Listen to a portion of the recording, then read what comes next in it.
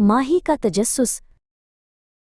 एक गहरी नदी में, जहां पानी गहरा और सब्ज था, एक छोटा पैराना रहता था जिसका नाम माही था।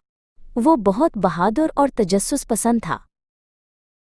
माही को अपने दोस्तों के साथ खेलना बहुत पसंद था। वो सब मिलकर नदी की गहराइयों में छुपे राजों को तलाश करते थे। एक दिन माही ने देखा कि नदी के ऊपर एक अजीब सी चमक है।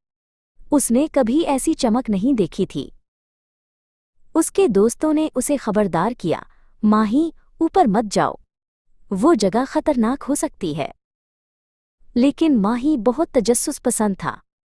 वो जानना चाहता था कि वो चमक क्या है। उसने आहिस्ता आहिस्ता ऊपर की तरफ तैरना शुरू किया। जैसे ही वो ऊपर पहुंचा, उसने देखा कि ये एक खूबसूरत फूल था जो नदी के किनारे पर खुला था। फूल की पत्तियों पर पानी के कतरे चमक रहे थे। माही ने कभी इतनी खूबसूरत चीज नहीं देखी थी।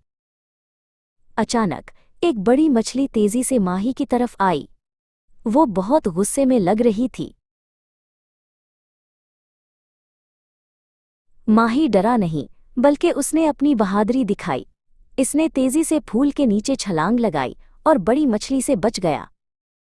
बड़ी मछली चली गई और माही ने एक गहरा सांस लिया।